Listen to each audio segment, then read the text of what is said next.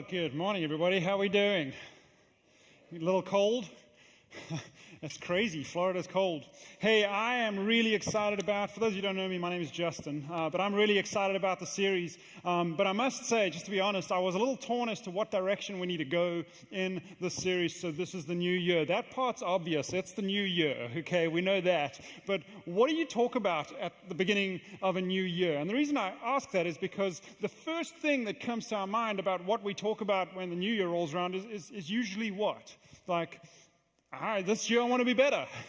How can I be better this year? And so we all kind of think self-improvement. We all kind of think, what do I need to do in 2018 to make my life better, to make my relationships better, to make my fitness better, to make my health better, to make my finances better? Kind of our minds go there. And so there are many churches right now that are going to do New Year's resolution series and things like that. And that's great, and we will do those sometimes. But during my preparation and over the last several weeks, I've been going, I don't know if I want to go down that road.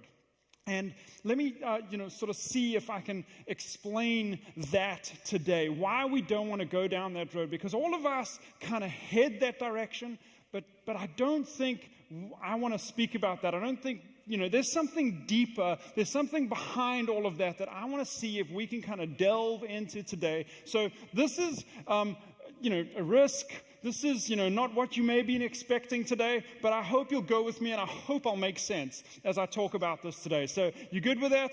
Can we do that? Okay, good. Fantastic. So normally, New Year's resolutions is what we're thinking about right now, right? We come into the year and we go, this is just an American pastime. I mean, every year we get to the new year and it's like, okay, well, what's your New Year's resolution? What are you going to do different this year? It's just what we do. Millions and millions, and I don't know if you're one of those people. I would guess about half of us in this building right now are people that would make New Year's resolutions, and we love that, and every year we do that and we go down that road. But this is what we do, New Year's resolutions. But what I want to do is, instead of helping you make more New Year's resolutions, instead of saying these are the ones you should make if you want your life to be better, this is what you should do, I want to ask the question, why?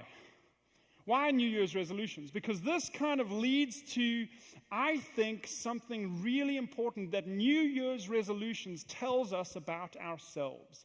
And I think it's really important that we discover these ideas. And these are things that maybe I just think too much about this stuff. I don't know. But hopefully today we can think about it together, because I think there's some really important stuff behind our drive and our nation's drive and our everybody's drive to the New Year's resolution to do better, change things, make this different, make my relationship better, all these things that we want to kind of improve ourselves. So let's ask the question, why? Why do we make New Year's resolutions? And the simple answer, it's not rocket science, the simple answer is this: we wish things were better, right? We wish things were different. But if we're honest with ourselves, because, we wish things were different, and, that's why I'm going to change something. If we're honest with ourselves, it's not just things that we wish were better and things that we wish were different. New Year's resolutions, in a way, kind of betray our pride. Because think about this.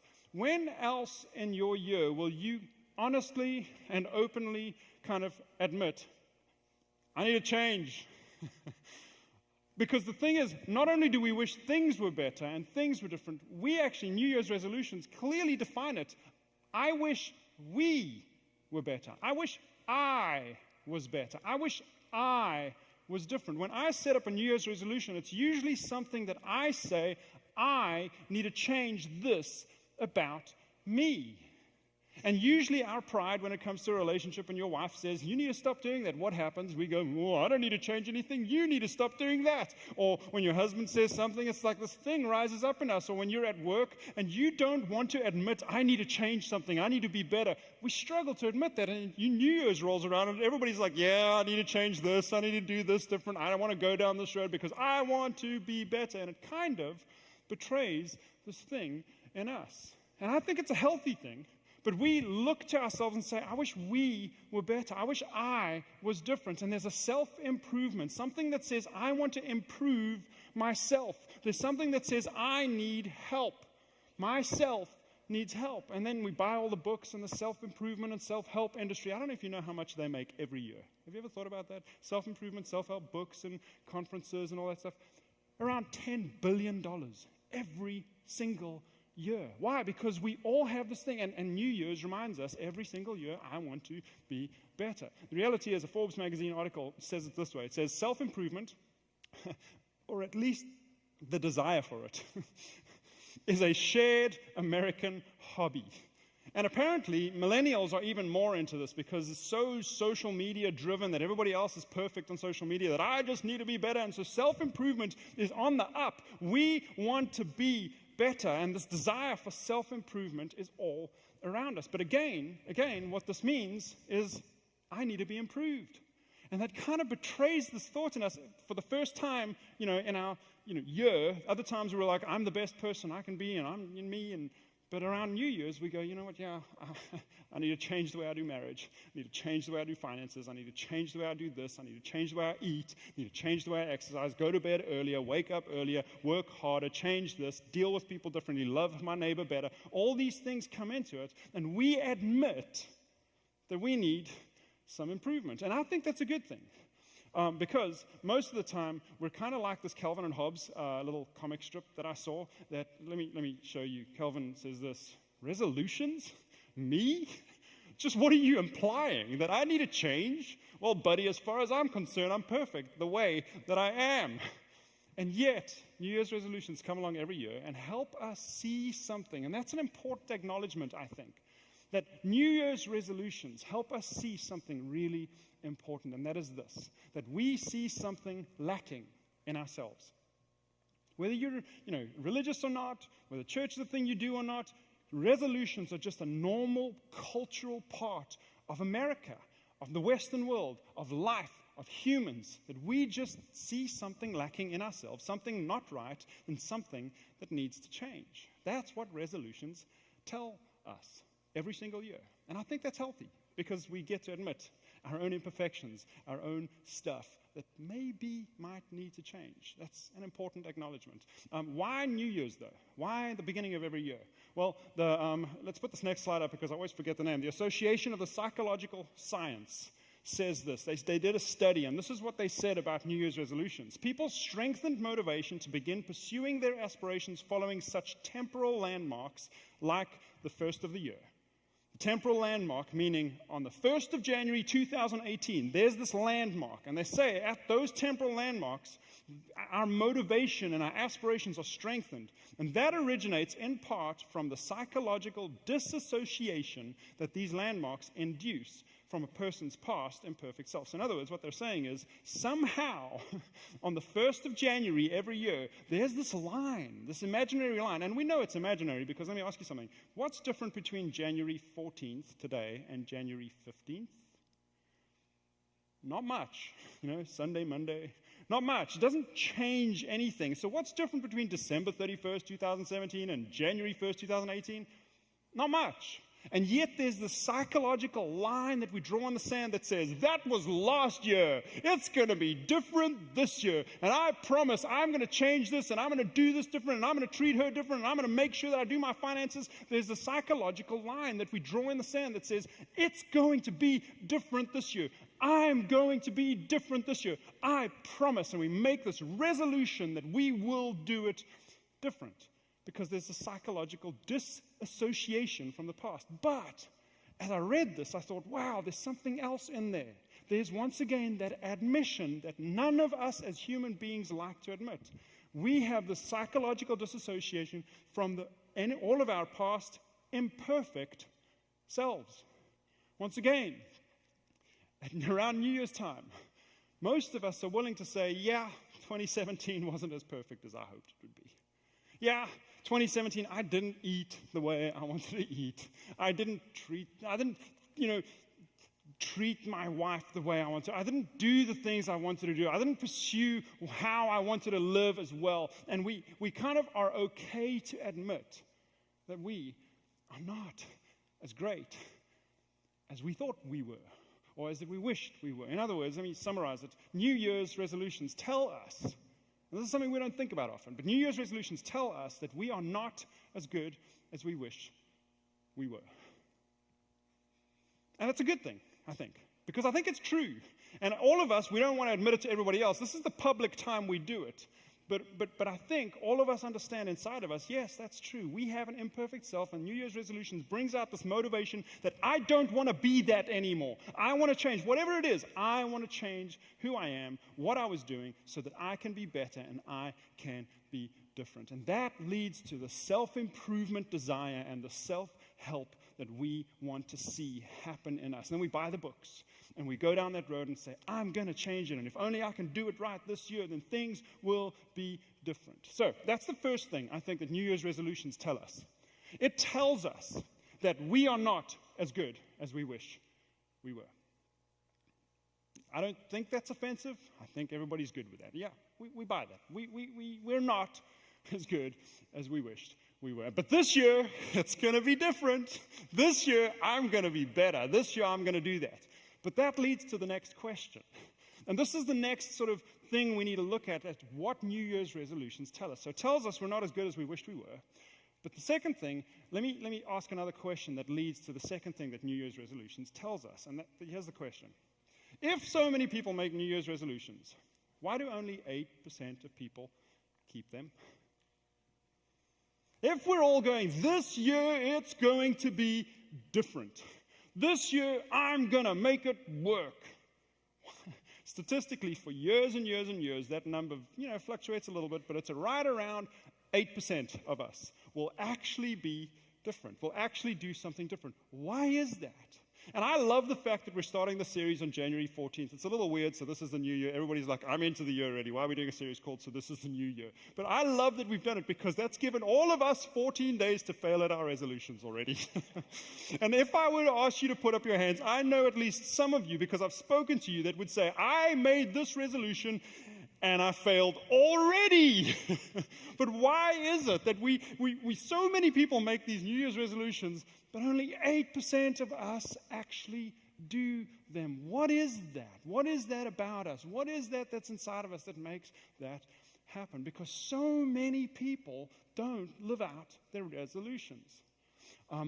So many people, in fact, that I don't know if you've seen the commercials, Allstate Insurance has created this whole advertising campaign around resolutions, and it's one of my favorite advertising campaigns. So I'm going to show it to you now because I think this deals with this human issue that we have of resolutions so well, and it's just awesome, and it's funny. So I want to show you because I think this speaks to this idea of I'm going to be different, I'm going to do it, and then we just don't. And I want to talk a little bit more about that, but before I do, watch this commercial. Since my New Year's resolution to be safe stuff, people keep asking me if I missed the mayhem. Is being a tennis ball, dangling from a string to help you pull your car in far enough, as exciting as a roadway collision? No, it's not. Just waiting around trying to protect your house from a lightning strike give me the same rush as being golf ball size hail? Of course not. But if you can stick to your New Year's resolution, then I can stick to mine and be the best road flair I can. What? You couldn't even last 2 weeks? In that case, consider Mayhem officially back.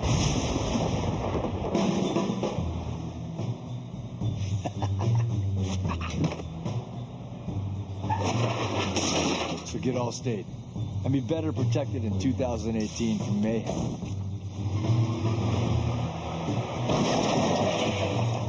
Like me.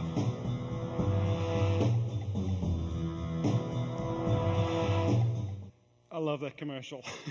That Mayhem is saying, I'm going to be different this year. I'm not going to mess things up. I'm not going to... What? You couldn't even stick to 2 weeks? You couldn't even do it for 2 weeks? Well, then forget it. And I love how he says, my New Year's resolution was to do safe stuff. I love that. And then he goes, no. There's something in me that just wants mayhem. And here's why I love this commercial so much. Because the thing is, New Year's resolutions, I think one of the reasons we do them is because we want to avoid the mayhem. We don't want the mayhem in our finances, because when we do our finances the way we don't want to do our finances, because our eyes see the new car and we go, oh my gosh, I have to have it, but I don't have the money, but my eyes saw it, and then I've always done it this way, and I've always felt the tension, and the mayhem in my finances, the tension, so I'm going to do it this way, but I'm not going to, no, okay, I'm going to do it. But we want to avoid the mayhem. That's why we make a resolution. We want to avoid the mayhem relationally in our marriage. That's why we say, I will be better this year. I promise I will do it differently this year. I'm not going to do this year, because we want to avoid the mayhem around us. And if we're honest, we also want to avoid the mayhem that we cause, the mayhem that we're bringing to the table. That's why I love this commercial, because we want to avoid that mayhem. That's why we make New Year's resolutions. That's also why we buy all these self-help books. Again, one of the things we do, if New Year's resolutions don't work and only 8% will work, maybe we should buy these self-help books, because if we do the things in the self-help book, then I will be better. My marriage will be better. My finances will be better. My relationships, my fitness, all that stuff. And we try to get to the place where maybe if I read this book, it will help. But what I've discovered, and as I've been researching this, is I've discovered so many articles, so many research things written that talk about how self-help books, as good as they are, and I love them, don't get me wrong. I mean, I've got a bunch of these books that, 7 this to make you this, and 5 this to make you this, and I've got my favorite ones, and I'm telling you, if you could do them all, you would be the most amazing person in the world. But the problem is, can you? Do you? We read the books, and there's this desire in us, I'm going to be that, and then you walk outside. And it doesn't seem to happen. Here's some research that was done, some articles that were written in Inc. magazine. This one guy said this: back in 2008, the self-help industry was valued at $11 billion each year. Wow. That's a lot of books and motivational speeches that failed. Here's his perspective. A lot of books and motivational speeches that failed to help the 40 million people suffering from anxiety, the 14.8 million people suffering from depression, and the 7.7 million people suffering from post-traumatic stress disorder. He continues, he says this: and in 2016 alone, the U.S. spent $446 billion on medications, almost half the global market. These astonishing numbers point to one very important fact, that unhappy people make companies a lot of money. It's true, though. Everybody's buying the books. Everybody's saying, I'm going to do better.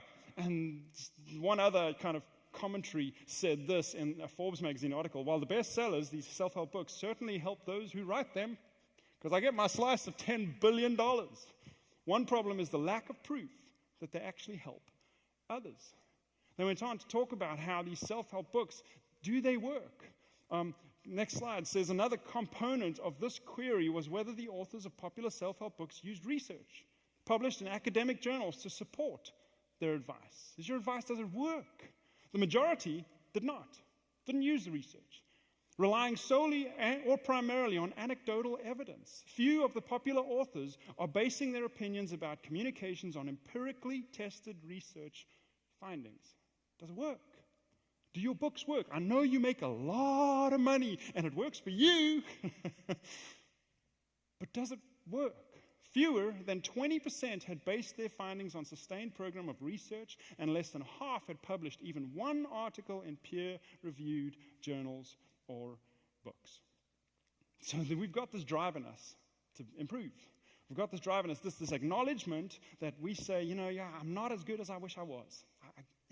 New Year's reminds me of that, because last year was bad, or at least in this one area I was great over here, but this one area I still haven't got it right. And I want to improve that this year, and I make the resolution. And if I were to ask you, how many times have you made a resolution and then failed and then made the same resolution the next year?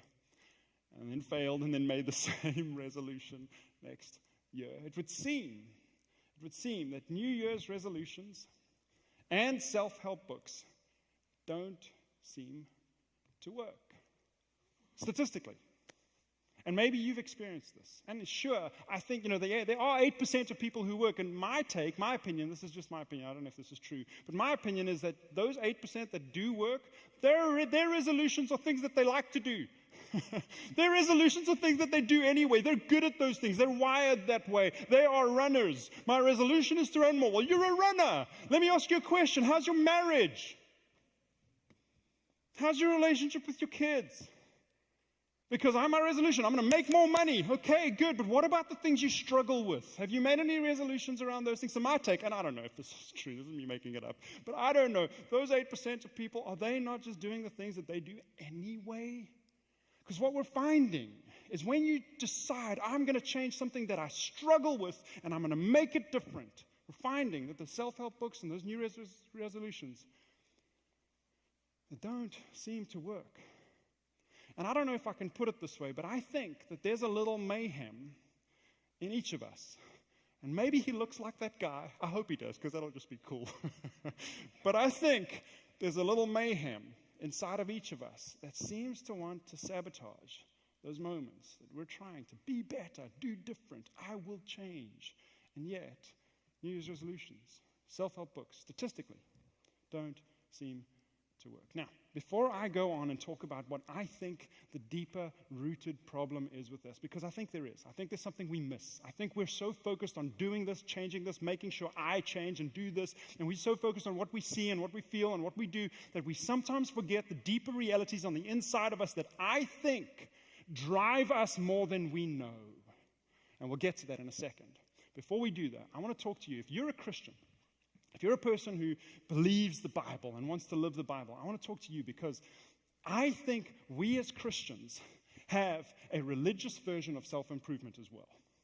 And this is so dangerous, guys. This is so dangerous. Here's why. Because sometimes we take the Bible, which has so many good things in it, so many brilliant instructions, so many brilliant ways that you can do and improve yourself, and your marriage will be better, and your finances will be better, and your life will be better, and your parenting, your relationships, everything will be better. I mean, there's so many things, but what we sometimes do as Christians is we take the Bible and we make it another self-help book. And we go, if I do this, if I change this, if I do marriage like this, it will be better, and I will be better, and I will be different, and I will make things so much better. And I take this Bible that we love so much, and we make it a self-help book that if I just do those things, it will work. But here's the problem with that. And listen, I'm not saying anything wrong with those amazing instructions. We should try and do that. But here's the problem. Anything that originates with me changing me seems to end up in the 8% statistic.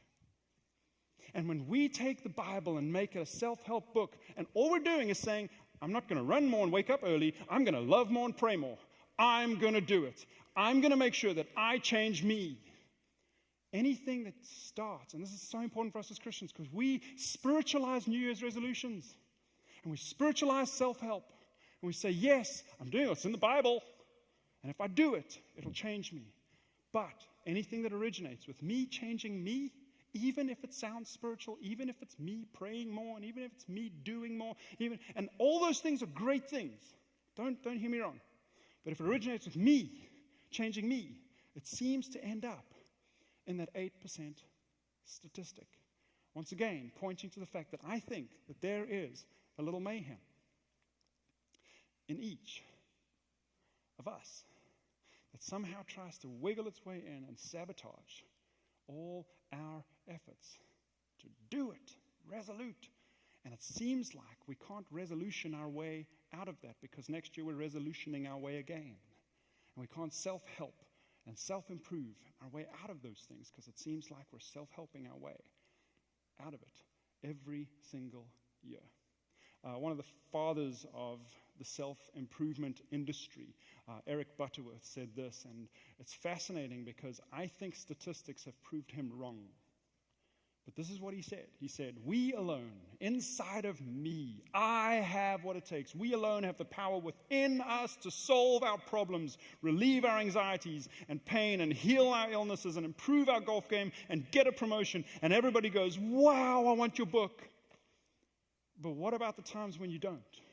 What about the times when you say, I'm going to be better, and you fail? I'm going to do it different, and it messes up. I'm going to have a resolution, and then you've got to make the same resolution next year. What about that? Statistics, and this is not religious, this is not spiritual, this is statistics that say only 8% of the time do I have what it takes inside of me to do the right thing. It's not working. This has sort of been proven to be false. Now, here's the thing. I think Christianity, I really think this is so important. I think Christianity gives us another explanation to this mayhem inside of us that seems to sabotage our best intentions. I think Christianity looks at that and says, I know what that is. I know why the self-improvement doesn't work all the time. I know why the resolutions don't work all the time. Because there's something else that seems to be driving you on the inside. That if you don't recognize it, you're going to resolution your way through the mayhem and feel the mayhem and yet struggle with it all the time, because Christianity, I think, recognizes it. So what I want to do over the next few minutes is I just want to look at an incredible portion of a letter that a guy that's known as the Apostle Paul wrote to a group of Christians in Rome. He wrote this letter, and the reason he wrote in about AD 55, and we've got copies of this stuff still. It's amazing to me that, this guy wrote this in AD 55, and the depths of understanding that this guy had back then. But he explains, he had met Jesus, and then it changed his life. Paul was one of the most exemplary human beings ever. This guy was amazing. And he has influenced this world more than most people around. Just an incredible, incredible person.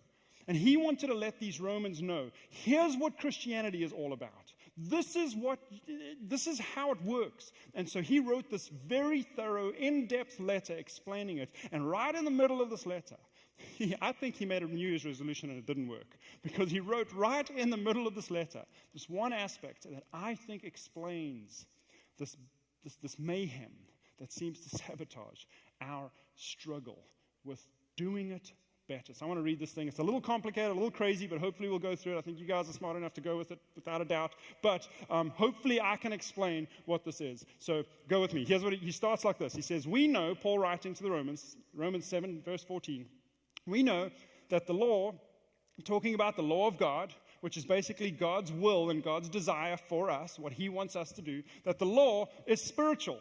And what he means by that is God is spirit. You can't see God, but you also can't see the desires and the hopes and the dreams inside of you. There's the spiritual aspect that we all know we have. Even if you don't believe in God, you know that there's something, intangible. There's something not physical about every one of us as humans. There's a spiritual aspect of us, and God is spirit. He deals with that side of us that influences every part of us, and he deals with what's next beyond this life, with eternity. God deals with that, but God is spirit. And then Paul starts to explain a tension that we live with. He says this, we know that the law of God, that his desire, his will for us is spiritual. And here's the tension, but I'm unspiritual. This is me. I'm unspiritual. Everything about me that I see through my physical eyes, and I see physical things, and that drives me so much. I feel things, I taste things, I hear things. That drives me. I am unspiritual. I'm physical. God's spiritual. There's a tension. There's already a tension. How do I live out God's will when he's spiritual and I'm unspiritual? So Paul starts this tension, and then he makes the tension even worse. And he says, I'm sold as a slave to sin. Now, sin is a no-no word in our culture and society. It seems offensive and stuff, but let me just explain very briefly what sin is here. Sin is to act contrary to the will and law of God. So God has a desire, a will for us. Sin is basically saying, no, I'm not going to do it. It's kind of going away from that. And what Paul is saying is this. Not only is God spiritual and I'm unspiritual, but there's something else that's driving me. I'm kind of a slave to this sin. And if I could sort of describe this, maybe I can in this context because we've spoken about it already, but it's almost like the sin is this mayhem. There's something inside of us that sort of drives us and keeps us from doing those things that I want to do. Like it's something that keeps me from living to the ideals of God, which we all understand because we struggle to live our own ideals out, let alone God's. So that's what he's saying. And then he starts to build his case and talk about how he struggles with this thing. He says this, so fascinating. He says, and see if we can follow. This is a little weird. I do not understand what I do. I've made these New Year's resolutions, and I just can't do it. I do not understand what I do. For what I want to do, I do not do. Ever felt that?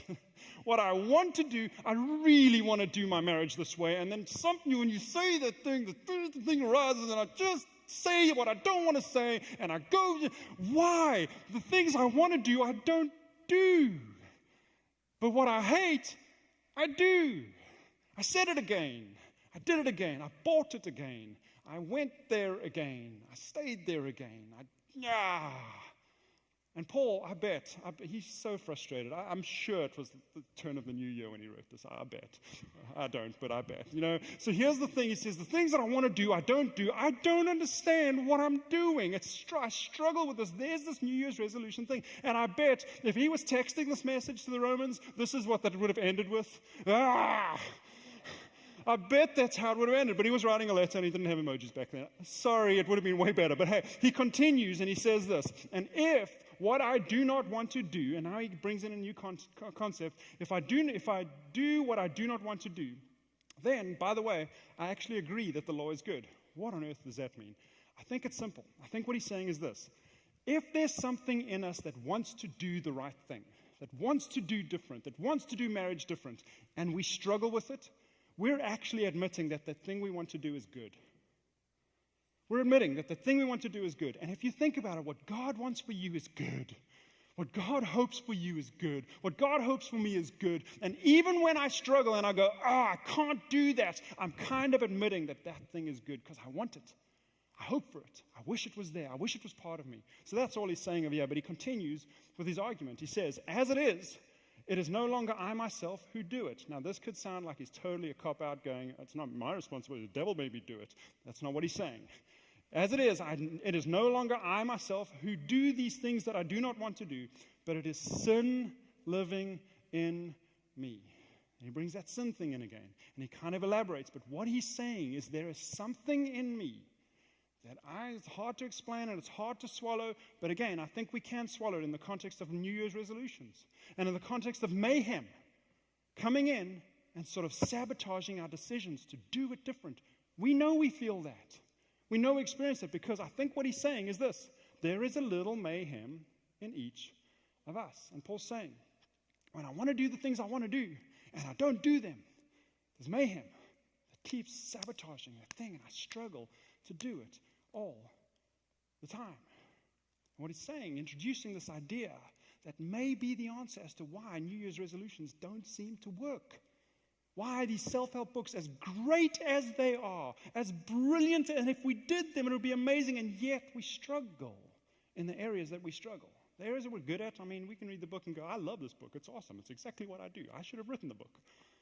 But the areas that we struggle in, that's where we go, seems like there's a little mayhem in each of us. He continues. He says this, for I know that good itself does not dwell in me. And you're like, whoa, Paul, are you saying that you're not good? Because you're one of the best people I've heard of. And are you saying there's no good in me? No. He says, for I know that good itself does not dwell in me. That is, in my sinful nature, in this area of mayhem, in this thing that seems to drive me. I don't know what to call it. And if you're not a Christian, you don't want to call it sin because that just sounds bad. But there's something that you feel that seems to keep you from doing the things you should do and not do the things that you don't want to do and all this stuff. And it's like, what is that? Let's call it mayhem. There's something in there. Paul calls it the sinful thing inside of me. There's something that drives me. And he explains, I have a desire to do what's good, but I cannot carry it out. Paul's frustrated, but he has recognized something really important that we need to understand. There is a little mayhem inside of each of us. And Paul kind of summarizes that idea and he says this, for I do not do the good I want to do, but the evil I do not want to do. And he goes all out, And when we read that word evil, that kind of freaks us out because this is what we think, right? We like, when we see the evil I want to do, here's where we go. Sauron from Lord of the Rings, evil, and like, what are you saying? The evil I want to do? No, I'm a good person. Or what about this one? Darth Maul. We kind of go, it's Star Wars. That's what we think with evil. So when you read evil in the Bible, you're like, no, well, that's not me. I don't want to kill people and, rule the world. And that's not what I'm not trying to do that. So what's Paul saying here? He says, for I do not do the good I want to do. And remember, Paul was one of the most amazing human beings ever to live. The guy was exemplary. He was a Pharisee, which meant he had all these rules to live. And another place in the Bible, he says, I lived it out perfectly. I was amazing. Paul was amazing. So when he says evil, what's he talking about? Well, I looked up the original Greek word that Paul used over there, and there was a fascinating understanding of this word. Yes, it can mean like evil, like we think about it, but there's this other side of this word that I think Paul meant here. The Greek word is kakos, and kakos expresses the presence of lack. Isn't that fascinating? It is an incapacity or weakness. Thus, kakos can mean unserviceable or incapable. I think when Paul wrote, I do not do the good I want to do, but the evil, I think he was going, I just somehow, and Paul again was one of the best people, somehow he didn't have it in him to do all that he wants to do. Here it is again. I do not do the good I want to do, but the evil I do not want to do. This I keep on doing. Why? Why don't resolutions work? Why don't self-help books, as good as they are, why don't we change? Why don't 8%? Really? Why? I think there's a little bit of mayhem inside of each of us. Paul summarizes like this. Now, if I do what I do not want to do, it is no longer I who do it, but it is mayhem. It is the sin living in me that does it. I think, if you want to know why you do the same resolutions every year, if you want to know why that one thing in your life that you want to change, I mean, your great desires, great ideas, want to do it. New Year's resolution comes out, I'm going to be better.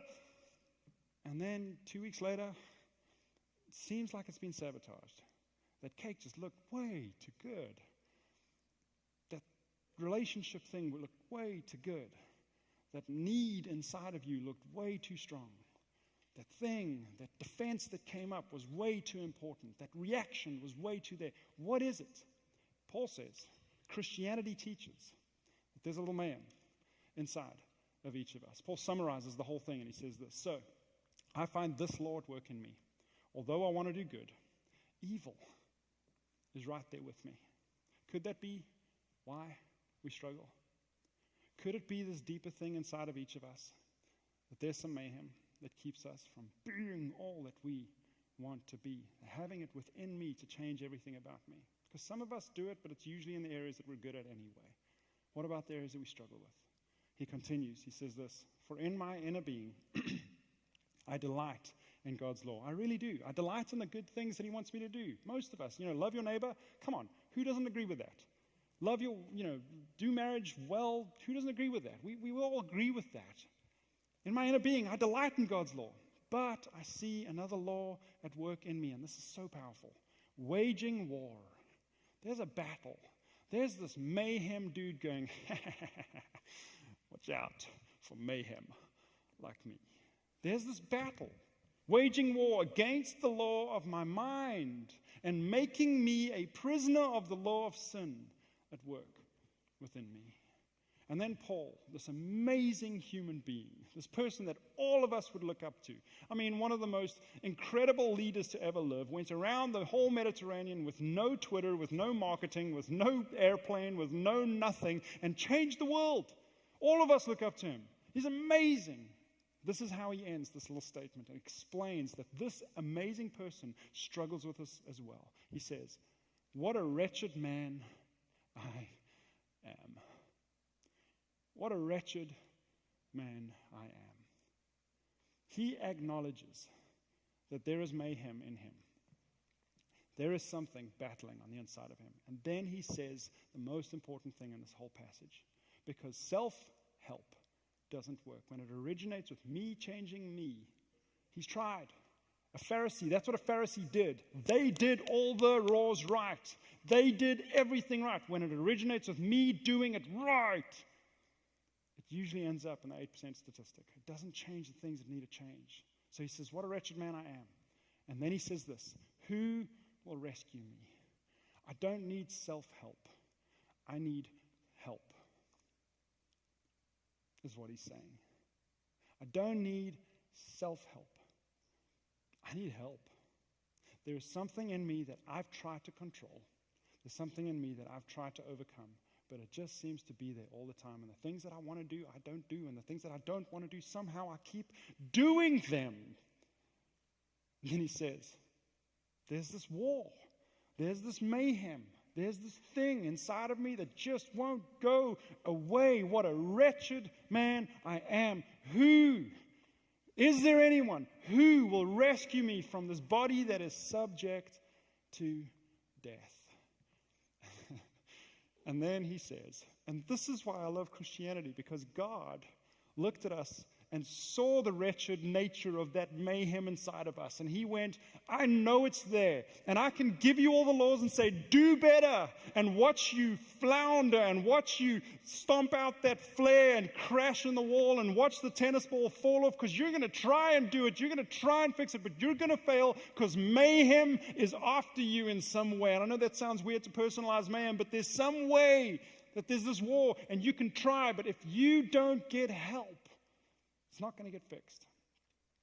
So he says, who will rescue me from this body that is subject to death?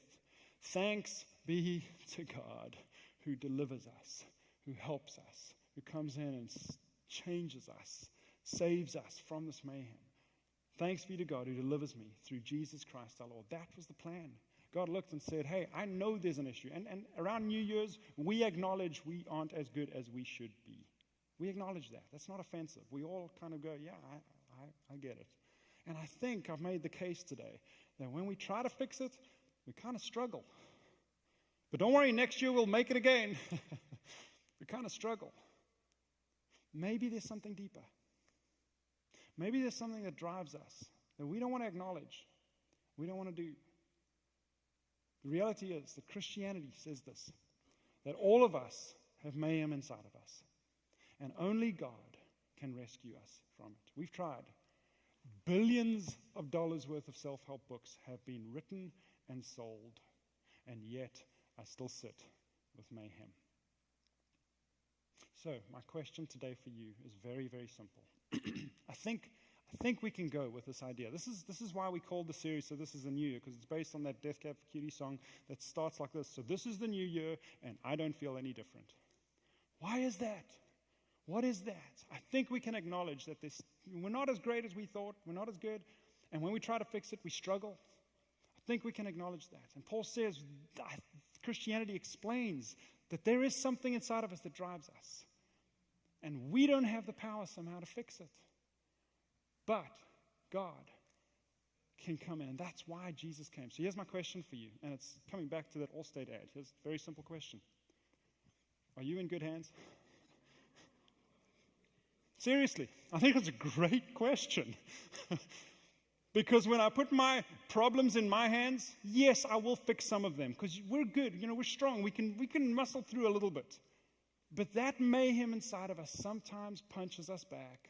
And then when we get emotional, we get overwhelmed, we get tired, somehow that mayhem, that tennis ball drops, and we crash.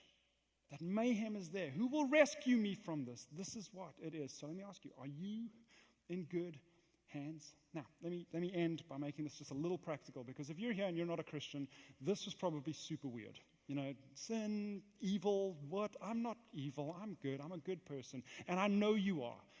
There's something in you that wants to do it right, and I know that. But if you don't buy any of this, that's okay. You are completely welcome here, and we always want to make sure that we never pressure anyone to believe something they don't want to believe, because believing something if you say you believe something that you don't really believe, it's not true. And what's the point? So you've got all the time in the world to figure it out and ask questions. Feel totally welcome, no pressure at all. But here's what I want you to think about.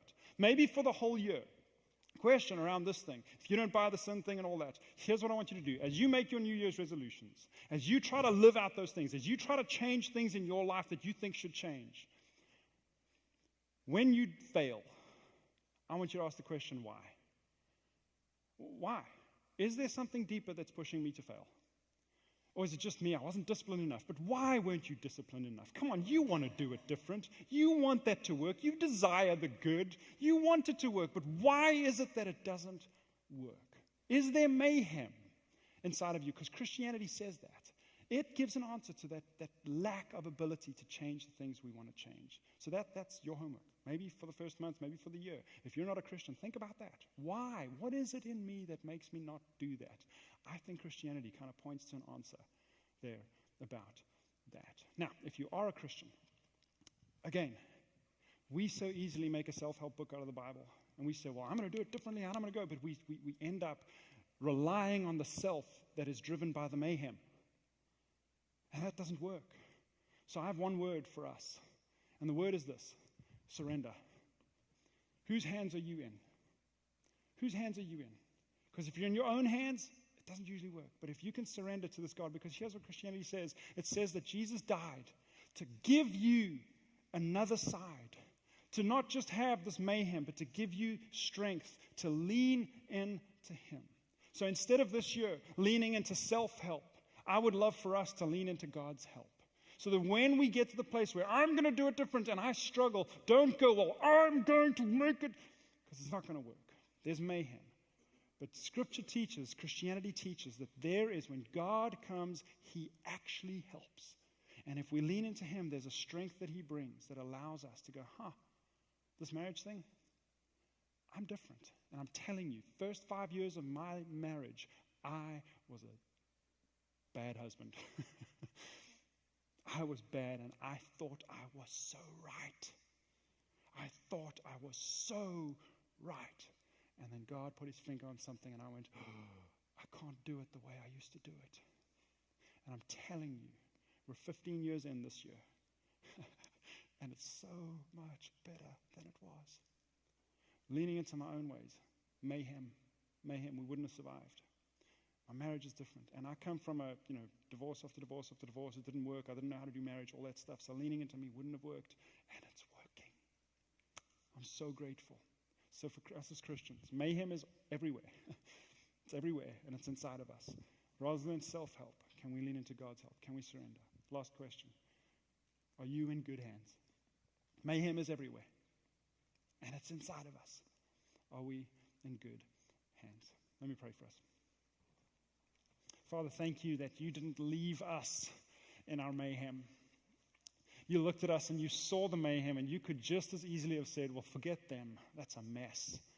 But you didn't. You let Jesus come and live within the mayhem and then die as a result of the mayhem and pay the price for our sin and our mistakes and our inability to live out the good that we want to live out. Jesus, thank you for doing that and paying the price and making a way for us to know you. And then thank you for giving us the ability to live out what we want when we lean into a strength that we don't have. Father, I pray that this year as we move into it, as we make resolutions, as we try to do things different, I pray that we lean into you and not the mayhem inside of us and allow that mayhem to sabotage what we're doing. God, thank you for being incredible. Thank you for loving us that much. We are so grateful. In Jesus' name, amen. Well, thank you for being here. We'll see you next week for part 2 of So This Is the New Year.